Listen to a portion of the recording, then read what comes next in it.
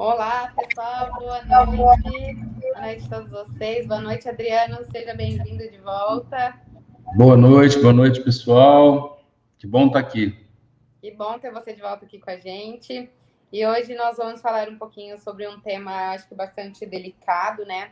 Um tema que tem que ter muita sensibilidade para falar, e eu acho que ninguém é melhor que você para a gente fazer esse bate-papo, né? E ter um Meu pouquinho Deus. de gentileza com as palavras para a gente lidar com esse tipo de assunto. E o assunto de hoje, então, é o suicídio, a prevenção do suicídio. Nós estamos no Setembro Amarelo, né? O Setembro Amarelo, então, a gente tira para simbolizar, na verdade, a prevenção do suicídio, mas é uma coisa que deve ser mantida de tempos em tempos, né? Não só no setembro. O setembro vem só para a gente bater em cima e deixar um simbolismo em cima desse Setembro Amarelo, que é um tema tão difícil de lidar, mas é um tema muito sério e um tema que eu acho que a gente trazendo informação, acho que as pessoas conseguem ter um pouquinho de noção do que se trata, né? Enquanto o pessoal vai entrando, então, Adriano, fala de novo de você, para quem não conhece ainda. Tá, então, boa noite a todos, né, quem está chegando aí. Pessoal, meu nome é Adriano Zunstein, eu sou fisioterapeuta e, na verdade, hoje, né, eu faço aquilo que eu gosto, que é estudar mesmo. Então, eu sou um eterno estudioso, eu trabalho com desenvolvimento humano, né, mas eu trabalho na parte da inteligência biológica, que é onde tudo começa, é a caminho, é o bercinho para a gente conseguir ter grandes realizações. E para somar isso, né, a gente, nessa trajetória, somou algumas ciências, né, interligadas, como as ciências orientais, as ciências quânticas, ciências russas, ciências alemãs, francesas, que tem mesmo esse foco, né, de estudar o ser humano, ver como ele age, como ele processa, né. E uma das maiores, acho que conquistas, né, que foi o início de tudo, é a minha base de especialização em anestesia, né? Através das ciências orientais da acupuntura, foi a minha especialização, o meu mestrado, na verdade. E eu acho que é o que fecha tudo, né? Você aprendendo o que é dor e tratar dor, você consegue falar sobre tudo, inclusive sobre esse tema delicadíssimo, né? Saia justíssima, saia curta, né? Mas eu sou realmente um eterno estudioso e tento o máximo possível ajudar a desenvolver o ser humano, né, nesse quesito de inteligência biológica. Esse sou eu. Prazer, então, né? Para quem não conhece, tá aí. Tanta inteligência e busca por conhecimento numa pessoa só. Não sei nem como é que cabe, viu, Adriano? Sabe, o buscar é fácil, né? Acho que o mais difícil é quem criou tudo isso e deixou pronto, né? Então, o copiar e colar é mais fácil, viu? Então, não é mérito, não. Isso daí acho que é o mais simples de tudo, né? Saber Mas como tem que saber cola usar que eu os acho que dá um botões. pouquinho mais de trabalho, mas é duro quem criou tudo isso, né? O negócio é complicado. É verdade, mas tem que saber usar os botões de copia e cola, né? Que se não souber também não adianta. Por isso eu sou o cara dos botõezinhos, né? Isso daí sim, isso daí a gente gosta de mexer. Bom, gente, para quem não me conhece, eu sou Daiane Miguel, sou médica, sou pediatra e nós estamos no nosso segundo bate-papo aqui, um bate-papo tão gostoso para tentar trazer leveza para vocês em assuntos delicadíssimos, né? E esse é um assunto que vem pairando aí, principalmente na nossa região em Ribeirão Preto, vem acontecendo, né? Veio nos últimos tempos um atrás do outro, né? Suicídio que a gente fala praticamente em massa nos jovens. E para começar esse bate-papo, Adriano, eu vou trazer assim mais ou menos uma noção do que eu tenho sobre o suicídio e queria que você falasse nesse contexto quântico qual é o desequilíbrio do corpo que a gente encontra sobre isso, tá? O que a gente pode fazer e notar e o que está em desordem para que esses pensamentos venham nessas pessoas. A minha experiência assim com o suicídio vem desde a faculdade, né? Eu acho que a parte de equilíbrio emocional é uma coisa que sempre me chamou muita atenção. É uma coisa que eu falo que eu ainda quero fazer, é uma faculdade de psicologia, porque eu gosto demais Bárbaro. dessa área, demais. E aí, naquela época, com a imaturidade, né, mais de 10 anos atrás, que eu terminei faz mais de 10 anos, eu tinha comigo que era o seguinte, que o suicídio era um ato de uma pessoa covarde e de uma pessoa que como é que eu vou usar a palavra? Que não pensa nos outros, sabe? É uma pessoa que só pensa nela. Só que, na verdade, quando eu comecei... Isso, como eu comecei a estudar sobre isso, a gente vai vendo que, na verdade, isso que a gente pensa tem muito mais a ver com a gente do que com a outra pessoa, né? A gente é que vai se sentir falta da outra pessoa, a gente que vai sofrer com aquela situação, só que a gente pensa na gente, no nosso sofrimento, e não no sofrimento que aquela pessoa está passando, né? Que a dor do suicida, no meu ponto de vista, é assim, ela é uma dor tão esmagadora que a pessoa não acha saída para aquilo e a única saída que ela vê é a morte. Ela não vê nenhuma situação de fuga, não consegue enxergar e a dor é tão grande, que aquilo começa a doer profundamente e a única saída que ela vê é a morte, né? E então, desde então, quando eu comecei a entender fisiologicamente o que é aquela dor, eu parei de pensar que isso é um ato de egoísmo, né? Que era o que eu pensava antes. E eu acho que muita gente tem esse pensamento. E eu quis trazer esse tema delicado para a gente conseguir também trazer essa informação, que muitas vezes a gente pensa isso, né? E tudo bem pensar se a gente não tem conhecimento daquela situação. E a gente trazendo conhecimento, acho que a gente consegue trazer clareza para as pessoas conseguirem compreender o sentimento do outro. Eu acho que na prevenção do suicídio, o ato de ouvir, de percepção, de estar do lado e de observar, né? Eu acho que tem que ser muito maior que o próprio ato só de falar. Acho que a observação e a escuta é uma coisa muito importante nesse sentido, né? E às vezes a gente acaba deixando de lado essa percepção de analisar também o outro para poder ajudar de alguma forma. Nesse contexto, Adriano, o que você traz para a gente? O que é a desordem que o nosso corpo encontra? Qual é o mecanismo que o corpo manifesta para que esses pensamentos venham à tona? Tá, esse é um assunto realmente extremamente delicado, né? E as tratativas acho que têm que ser revistas também, né?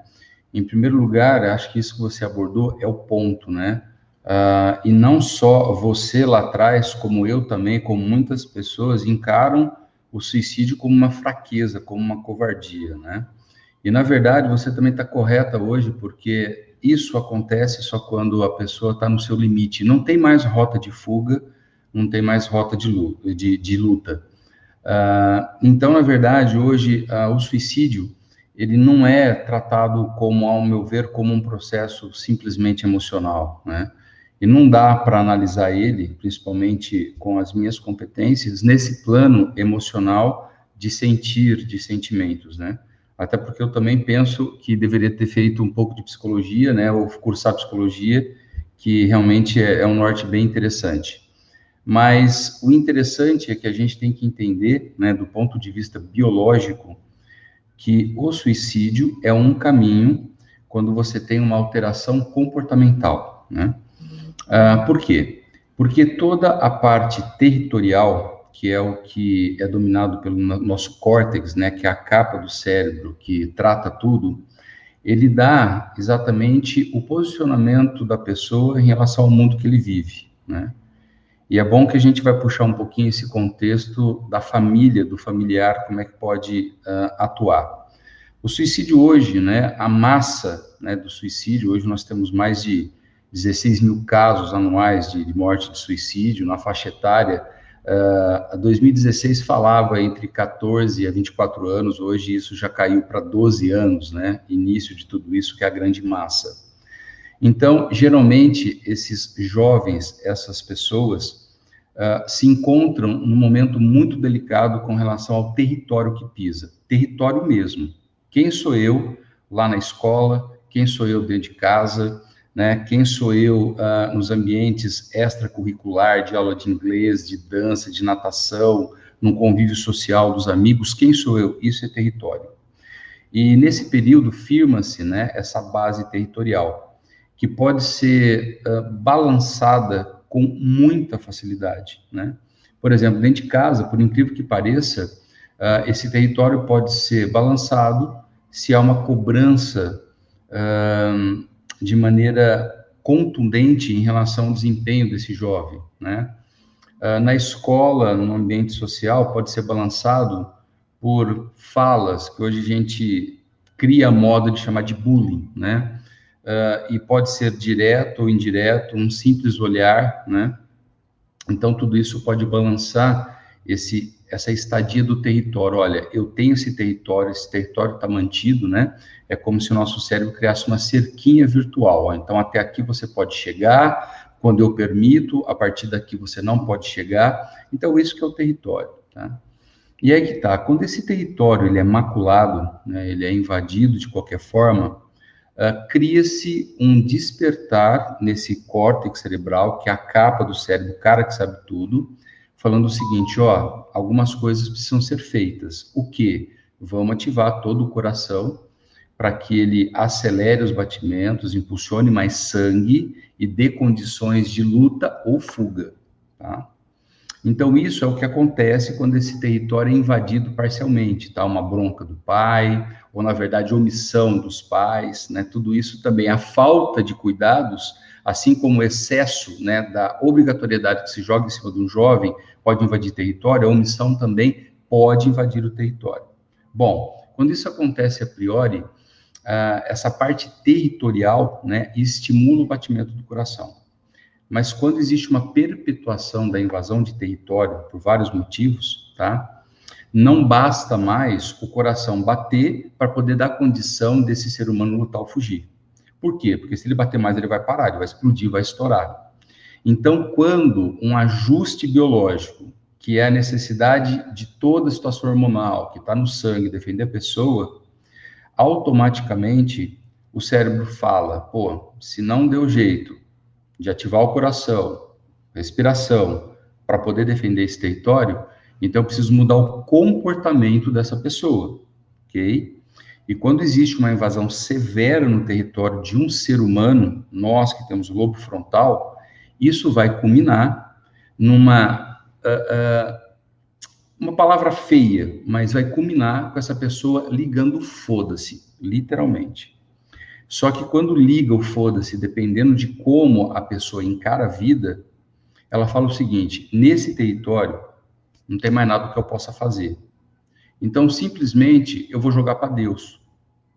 Só que esse negócio de Deus era muito comum dos nossos avós, talvez dos nossos pais, mas hoje eu não sei qual é a noção que as crianças têm de Deus. Mas, na verdade, eles entram num contexto que joga aí para algo espiritual. Ó, vamos ver se a espiritualidade dá conta, sei lá, se o alienígena dá conta, o que vai acontecer, tá? Isso se chama, o que nos meus estudos, né, eu abordo como sendo mudança comportamental pós-mortal. É exatamente isso. Aqui nesse terreno, não dá para fazer nada. Então, vamos entregar para Deus, vamos para o mundo espiritual. Só que o problema é que hoje o mundo espiritual de um jovem não é mais a espiritualidade das religiões, tá? De uma filosofia. O mundo espiritual de um jovem hoje são mídias sociais. O mundo espiritual de um jovem hoje são os videogames, tá? Isso é espiritual, porque espiritual é o contexto de informação, é o que não é concreto, não é o que paira. E aí, essa mudança que se entrega para as mídias sociais, para esse mundo dos jogos, para esse mundo até filosófico, tá? Cria uma noção de que aqui não está bom, mas fora desse plano está bom. Aonde está esse plano? Vamos buscar. Então, a princípio, todo esse contexto de busca de uma normalidade de conexão cerebral vai te reportar aí para algo que sim transcende. Vamos buscar outras coisas, causa uma depressão, né? Que essa depressão é necessária para se resgatar um pouco a energia. Mas quando essa depressão resgata um pouco a energia, que leva esse jovem para um estado maníaco, nessas horas, o foda-se vai no talo, a dor é insuportável, como você falou, e essa dor acende uma área do cérebro, não é uma dor só que sente no coração, ele vai ligar lá aquela área chamada giro pré-cingulado, no meio do nosso cérebro, mais na região anterior, e esse sistema, esse local, quando acende com dor, com muito extremo, no seu talo, ele inibe todos os processos de pensamento cognitivo. a pessoa sai de si, não pensa, e a única coisa que acontece é uma procura desesperada para aplacar essa dor. E a única maneira de aplacar essa dor, para fazer o corpo responder, para cessar essa dor, é pôr no fim tudo. Então, nessas horas, não se pensa mais. A cognição não pensa mais. Ele não sabe quem é ele, não sabe de onde veio, e muito menos para onde vai. Eu quero cessar, eu quero parar com isso. Então, por incrível que pareça, se esse jovem não tiver território para pisar, se essa pessoa não tiver território para pisar, que não é só com os jogos que acontece, o desespero é tamanho que não tem mais o que fazer. Então, literalmente, hoje, eu sou capaz de acreditar que precisa se ter muita coragem para livrar de uma tamanha dor. É por isso que o inevitável acontece. E o alívio de tudo, a resolução maior, infelizmente, tem que acontecer, onde essas pessoas põem fim à própria vida. Então, aí, como se prevenir algo que é, na verdade, uma fonte de cura muito grande? Porque é doideira, mas a maior resolução, a maior cura que existe no planeta atual, em 3 dimensões, é a morte, né? Então, como você pode prevenir algo assim? Eu acho que a prevenção, na verdade, é a manutenção da vida, né? Então, não se previne algo que tem continuidade. Então, o lastro é importante, o chão é importante. A família tem que estar preparada para isso. E, normalmente, a família é preparada para isso, né?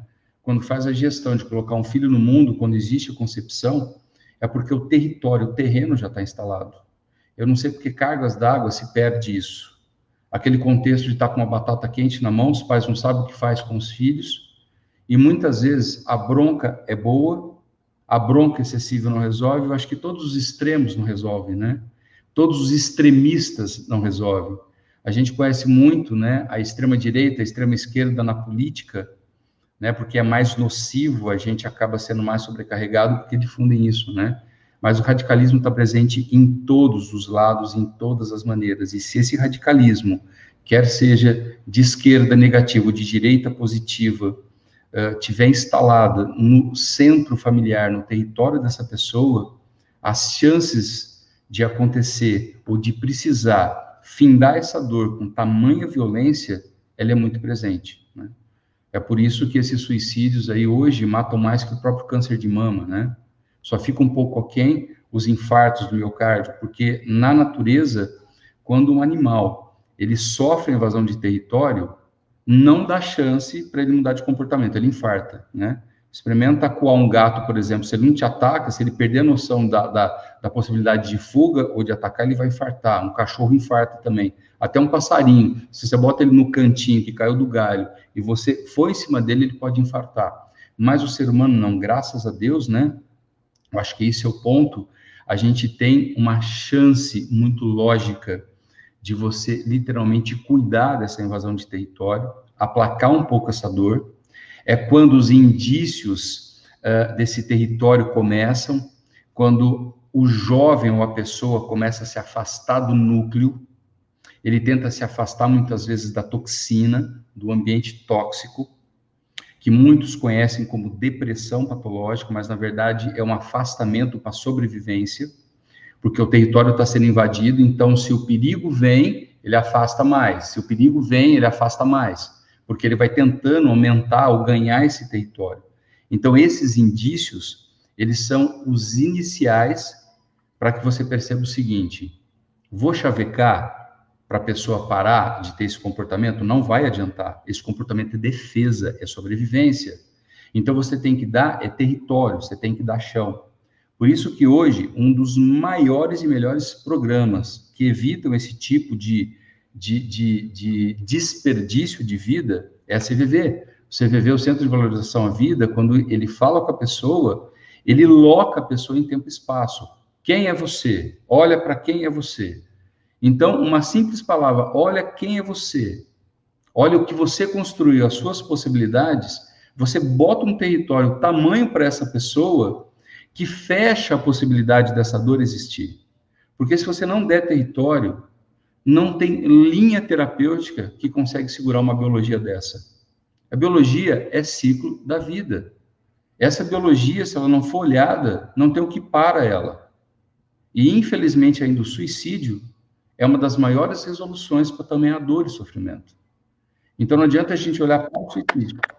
A gente tem que olhar para o terreno, para o território dessas pessoas, principalmente desses jovens. Então, a atenção à família e essa cobrança, ela tem que ser muito rígida. O assunto é delicado e agora a gente tira as papas da língua com relação à obrigatoriedade da família dar uma olhada nisso. Pai e mãe têm que olhar isso.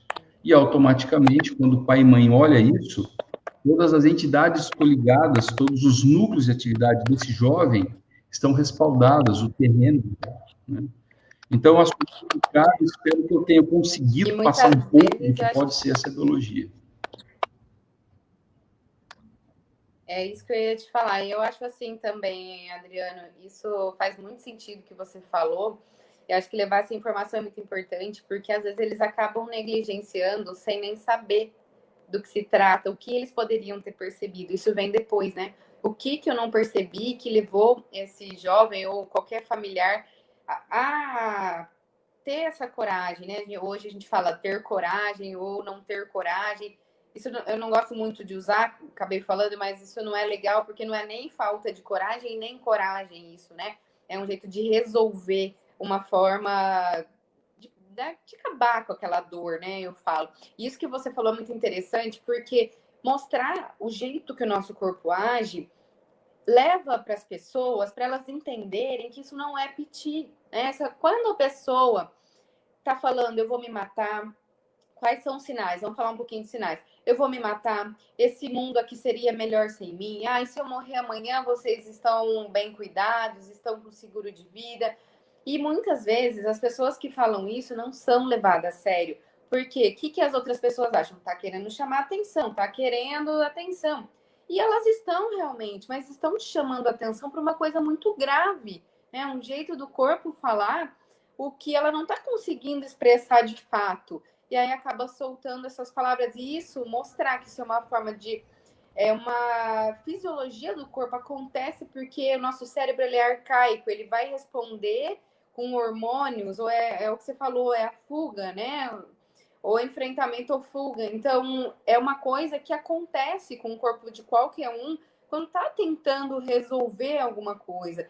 E é muito importante a gente se atentar nesses detalhes. Por isso que a gente sempre fala de prevenção, porque se atentar a esses detalhes, a gente consegue ver o que o corpo da outra pessoa está falando e consegue prevenir, consegue levar isso adiante para uma ajuda.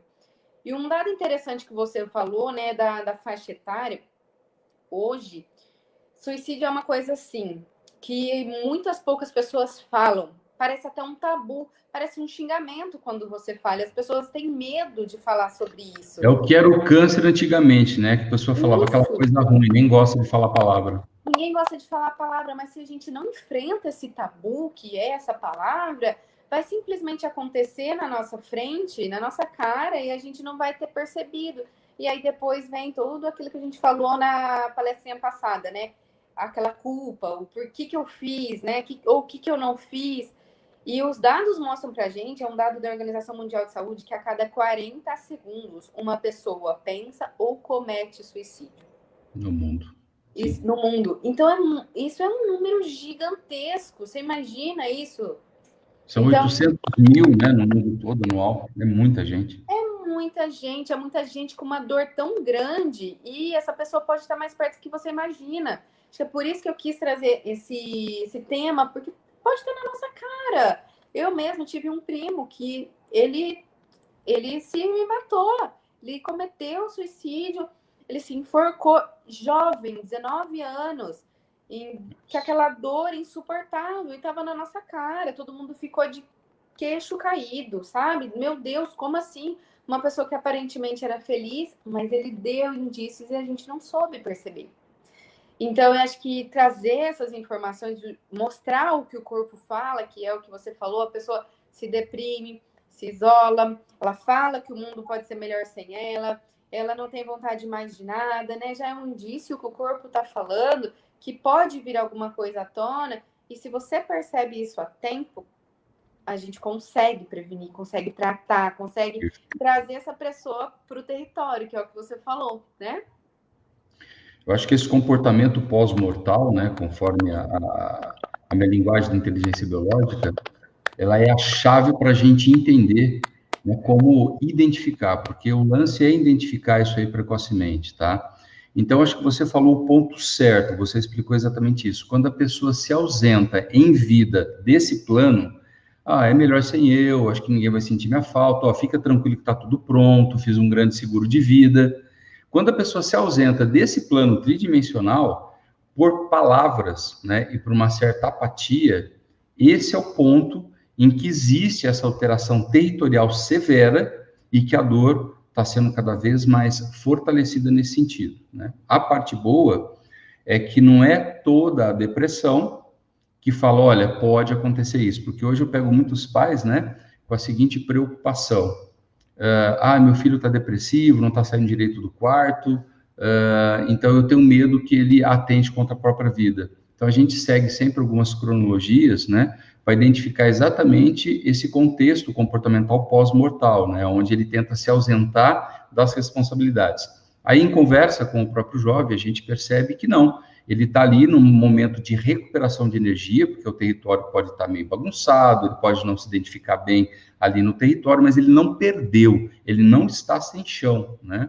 Então, é comum, obviamente, infelizmente, essa taxa de suicídio é grande, mas não é qualquer alteração que vai levar exatamente a essa situação pós-mortal, né, que a gente chama. Mas a atenção tem que ter, porque às vezes a linha é muito tênue, né?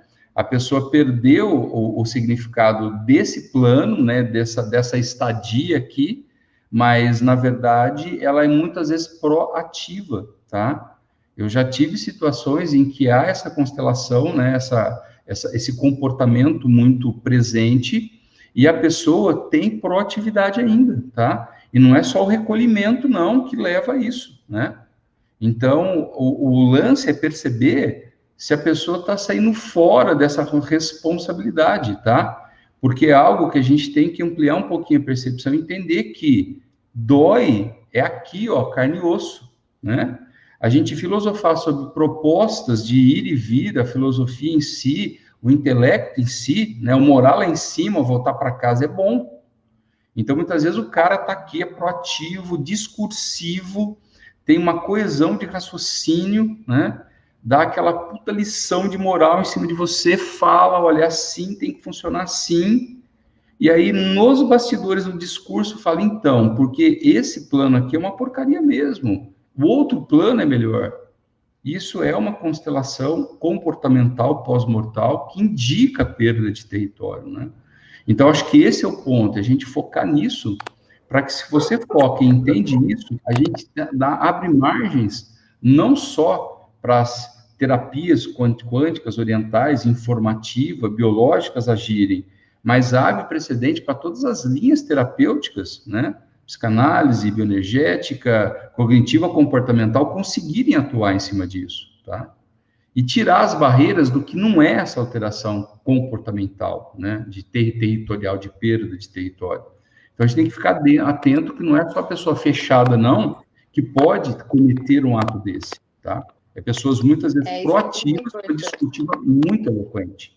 Porque não é alteração cognitiva, a pessoa não sabe o que faz.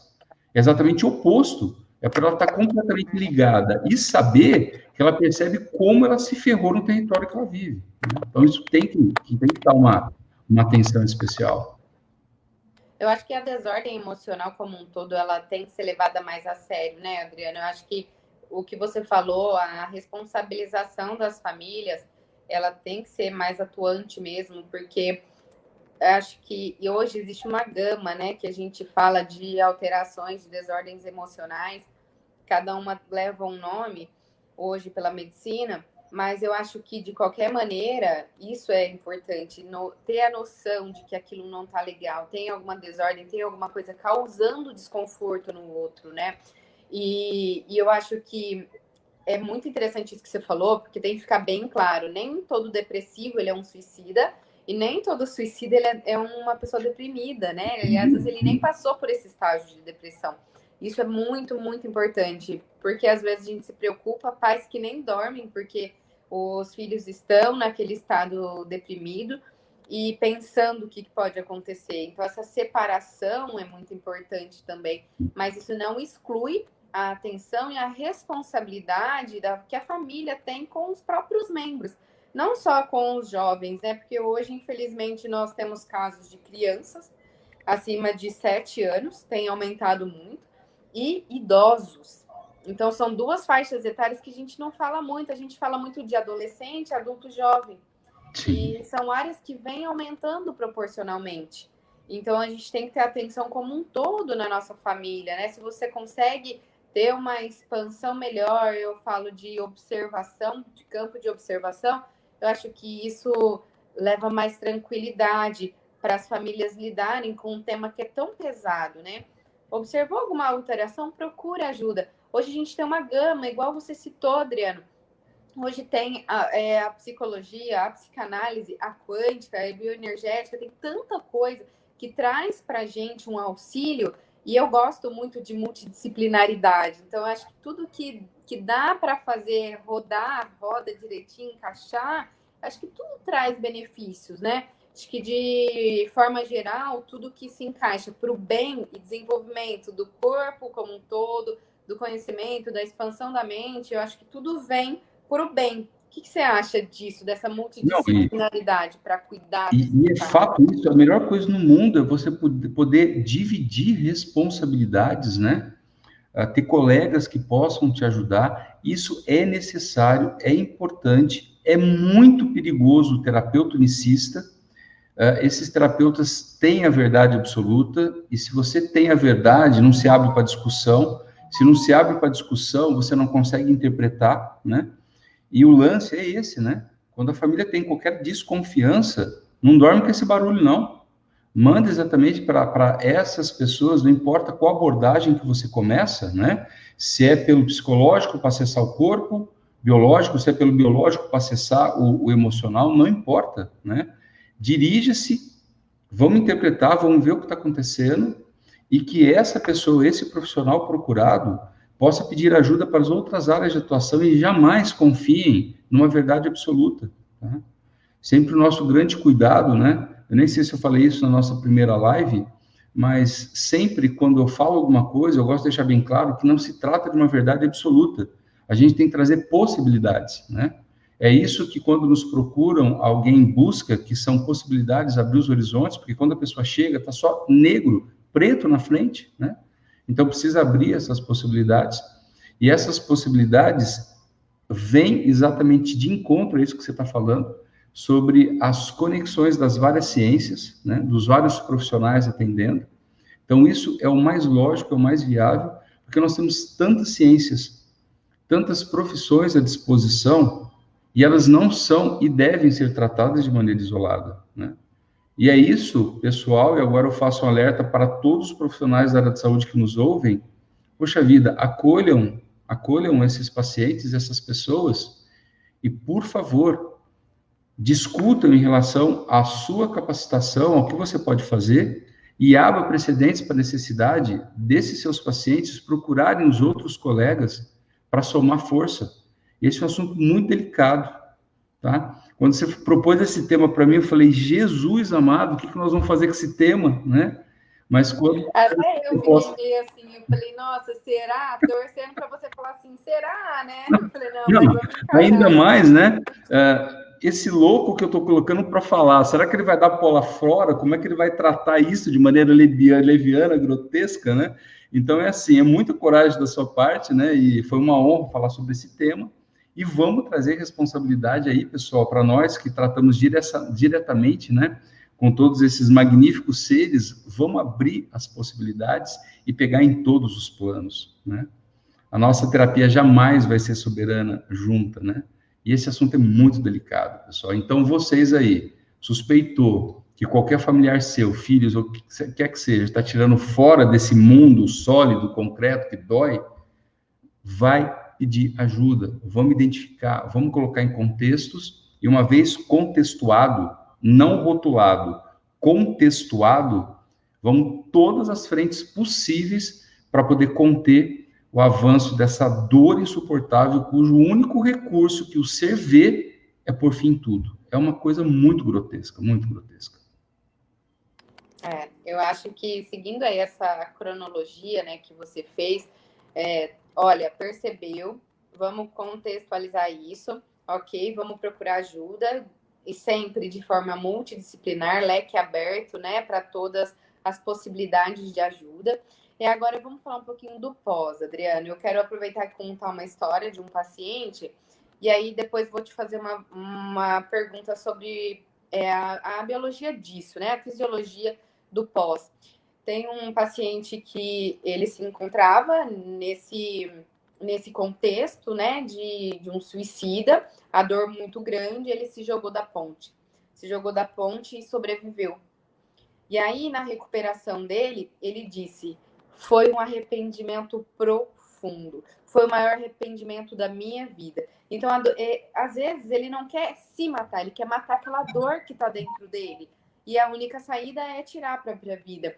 E isso, depois, os cuidados do pós, como é que o corpo reage a isso de uma forma fisiológica, Adriano, para recuperação? Nossa, eu me arrependi amargamente, tive a possibilidade para aqueles que tiveram, ou aqueles que não tentaram, mas têm os pensamentos, como é que funciona a reorganização com auxílio através da terapia quântica? Como é que a gente vai trazendo esse equilíbrio, tanto para a pessoa quanto para os familiares terem jogo de cintura para lidar, né? Porque esse paciente mesmo falou, o pai dele falou assim para ele: a minha vontade era de bater em você, eu devia ter batido em você quando você era criança. Isso é sem vergonhice, isso é falta de couro na infância, né? É uma coisa assim que a gente ri, mas dá vontade de chorar. Tem que rir para não chorar, né? Seria cômico se não fosse trágico, né? E eu vou te bater se foi falta de couro. Então, assim, é uma coisa que ainda é muito arraigada, né? Essa forma de lidar das pessoas e da família. E aí, para a pessoa se ver de novo num território que é propício agora para ela, que ela tenha a oportunidade de recomeçar, de tratar aquela dor de uma outra forma que não tirar a própria vida, eu vejo que elas encontram uma certa dificuldade e julgamento de outros também. Como lidar com isso? Tanto o paciente quanto a família, no contexto da terapia quântica. Como é que você mostra para a gente o que pode ser feito nesse contexto? Eu acho que na informativa direta, né, que é exatamente exteriorizar aquilo que todo mundo percebeu, é que a maior virtude da morte é você perceber a brevidade da vida. Então, quando a pessoa ela põe fim na própria vida, como essa pessoa aí que se jogou da ponte, ela literalmente percebe quão breve é a vida. E quando você olha a vida, isso abre o seu território. E o que levou exatamente à dor, que levou a esse trágico acontecimento, é a diminuição do território. Então, a vida em si é você olhar para possibilidades, é você olhar para um terreno extremamente fértil, um território muito prolífero, na verdade. Então, isso, imediatamente, quando a pessoa tem essa segunda chance, ela já olha um campo imensurável de possibilidades. Isso expande todo o território.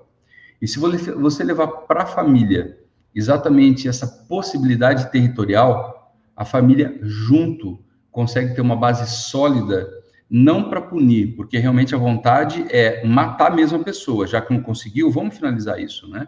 Mas quando ela percebe que se abre possibilidades infinitas à disposição, a vida está ali, ó, a um passo de distância, né? A um esticar de braços, a família se aquieta, esse temor passa, essa preocupação passa, todos os territórios se ampliam e as cercas que protegem esse território se solidificam. Então, isso é algo que você só usa a quântica direta, que é a informação pura, o verbo, a palavra, e só fala: eu estou verbalizando em voz alta para que o seu ouvido escute e quimicamente chegue até o seu cérebro o que você já descobriu. A morte passa, a vida chega e as possibilidades só aumentam. Isso é a maior simbologia do que é as ciências quânticas. É a vida. Nossa, tô arrepiando de ouvir você falar então isso. as coisas acontecem. Então o que eu falo do pós é o momento em que a gente menos atua. porque a magia está feita, a mágica se Já faz, a magia da aconteceu. vida está pronta. Então, esse é o pós. O pós é uma autorregulação, assim como sempre o organismo pede, né? Uma autorregulação, uma eutonia, uma normotonia, né? Uma Já cura seria uma perfeita. resolução de problema por si só, Exatamente. né? Então, o pós acontece assim, a gente só verbaliza para a pessoa que o cérebro ouça na forma química, né? Aí tudo se aquieta, tudo é mágico, né? Porque está Nossa, aí o maior é. dom, né? A maior virtude da morte, que é a brevidade da vida. Nossa, essa frase tá guardada, já gravei aqui. Você tava falando, eu tava arrepiando, assim, porque a vida é tão linda, né? Eu sou pediatra, até hoje, mais de 2.000 partos que eu já fiz, eu me emociono até hoje com a vida, com o nascimento. Que linda A você. vida, a vida é tão linda, a vida é tão, assim, breve, né? E a gente pensar que a gente pode ajudar alguém, isso é maravilhoso, né? Trazer essas informações para deixar também a família mais leve para lidar, né? E que tudo bem ter alguns pensamentos que não são bacanas, mas que você tem ajuda, né? Você não precisa ser o herói de tudo, você não precisa ser perfeito, mas que se você tem coisas que não tá legal, se você tá desconfortável, peça ajuda, converse com um familiar, se você não tem intimidade com o familiar, conversa com um amigo, conversa com o seu médico, conversa com o seu terapeuta. Eu acho que isso é muito importante, a gente saber aonde recorrer, saber que a gente pode recorrer, né? E a gente tem caminhos com muito mais resolutividade do que a própria morte, né? E isso eu acho que é um tema muito duro, mas que você trata com muita leveza, Adriano. Muito obrigada assim, por ter trazido tudo isso para nós hoje. Esse bate-papo foi sensacional. Como o outro também, mas esse acho que é um tema mais duro, né? Foi o que a gente falou. Vai Então, meu ser. Deus, como falar disso de uma forma que é para levar a leveza, mas também responsabilização da pessoa com um olhar para o outro e saber que você também, que está passando por dificuldade, que você não está se sentindo bem, que você pode pedir ajuda, que não é nenhuma vergonha. Pelo contrário, você procura ajuda, você está procurando resolução de problemas e quem resolve problemas sempre está a um passo de evoluir para sempre melhorar. Não é isso, Adriano? Exatamente. E assim, eu parabenizo todos os profissionais que trabalham diretamente com esse tema, com esses seres de luz, né, que estão passando com tamanha dificuldade. Eu espero realmente que as minhas palavras tenham chegado até vocês, né, de uma maneira leve, e não tão simplista, né, porque a parte mais simples é isso que eu identifiquei e muitas vezes a gente identifica. A parte mais difícil é como vocês fazem a tratativa quando está ali no ato esse problema territorial dessas pessoas, né? Então, parabéns a vocês aí que trabalham com esse assunto, né, com esses pacientes tão delicados, né? E quero reforçar também, eu sei que você sabe disso, né, Daiane? Mas como você é privilegiada, né, por trabalhar com a vida, com o início de tudo, com todas essas possibilidades, né? E quando você trabalha com o começo, é muito fácil você prevenir o fim, né? E, na verdade, eu acho que a maior prevenção que pode se ter é o valor que se dá para o início de tudo para a vida. Tá? Então, parabéns, né, a todos nós, a todos vocês pacientes, a todos vocês ouvintes, que olham para a vida de maneira tão bela, tão digna. Né? E sempre a vida, o olhar para a vida, expande os seus horizontes, expande o seu território e não corre risco de ser invadido dentro do que é teu. Né? Não há perigo de se perder aquilo que você já conquistou. Então, quando você olha para a vida, é isso que a gente se conquista. A possibilidade de jamais perder quem nós somos, né? E, com certeza, o nosso território, que é o que nós, seres humanos, mais valorizamos nesses dias atuais, e que isso seja muito bem olhado, porque é isso que nós perdemos nesse momento de pandemia, e é isso que nós precisamos resgatar. Então, por favor, pessoal, parem de contar os mortos do Covid. Comece a contar os vivos. É a maneira de você evitar e fazer com que seus filhos evitem essa perda de território. Essa é a maior prevenção na atualidade, nesse momento tão delicado que a gente está passando. Contem os vivos. Comemorem a vida. Exatamente, Adriano. Nossa, isso é muito lindo de pensar, porque tem tantos caminhos que levam a uma vida com muito mais amor, né? Eu acho que tudo que rege a vida é amor. Quando a gente concentra no amor próprio, no amor ao próximo, né? No amor à vida, eu acho que esse é o caminho. E olhar um pouquinho com mais amor tudo, a gente sentir isso, eu acho que ajuda a gente a enfrentar as dores mais difíceis que as pessoas enfrentam. A gente sabe que a sua dor, desses pensamentos, você que está aí assistindo, essas dores que parece que é o fim de tudo, ela tem uma solução que não a tirada da sua própria vida. Ela tem outros meios e a gente está aqui para ajudar vocês, como tantos outros profissionais. E eu também já pego esse gancho, Adriano, parabéns mesmo aos profissionais que lidam diretamente com isso, porque realmente não é fácil, né? É um desgaste de energia muito grande, mas em prol sempre de tentar ajudar o próximo. E a gente está aqui para isso. Vocês podem deixar as dúvidas de vocês, se quiserem chamar a gente no particular, eu imagino que o Adriano também dá essa liberdade. Às vezes Totalmente. é uma coisa tão íntima, né? Que às vezes a pessoa não quer expor, mas chame a gente no particular, que a gente puder ajudar. Tem o CVV, que o Adriano citou. Então, procurem ajuda. Procurem ajuda e nós estamos sempre dispostos e sempre vai ter uma pessoa disposta a te ajudar, com certeza. Perfeito. E olha, pessoal, a gente não consegue mensurar a sua dor, mas a gente sabe que ela é real. Ela é real, tá? E nos perdoe por não conseguir mensurar, mas a gente sabe que ela é forte, muito forte. Sim, é isso mesmo. Estamos à disposição, né, Dai? Com certeza, eu também. Adriana, você quer falar mais alguma coisa, acrescentar mais alguma coisa? Depois de tantas lindas palavras, né? De palavras com tanto amor, a gente sente na vibração da palavra o amor que você passa para o próximo. E eu sinto aqui, pelo menos, com essas palavras de tanta gentileza, de tanto amor.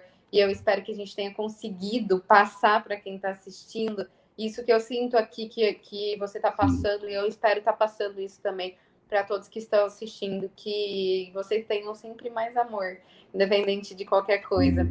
E contem com a gente. Eu só tenho a agradecer mesmo, né?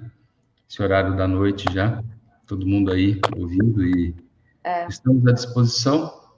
E nós temos que caprichar, né? Porque senão a semana que vem não deixa a gente estar aqui de novo. Então vamos caprichar para estar aqui, pelo amor de Deus, para garantir o espaço aqui, entendeu? Tem que estar sempre ali dentro do contexto, né? Para fazer alguma diferença. Mas, Daiane, muito obrigado mais uma vez, viu, pela oportunidade. É maravilhoso fazer essas lives com você. Eu fico muito à vontade, muito gostoso, né? É muito bom ver que tem pessoas que pensam como a gente, né? Que tem esse amor por todos, por tudo, né? Então, eu só tenho a agradecer mesmo a você aí pela oportunidade, a todo o grupo, a todo o canal, né? E a todos os inscritos que estão aí presentes, estão sempre lutando para transformar esse mundo e tornar ele um pouquinho menos desconfortável, né? Que essa é a ideia. E confortável demais, o corpo não cresce, o corpo não evolui. Então, não pode ter conforto, é menos desconforto, senão a coisa para tudo eu quero, né? Também não pode ser tão fácil, né?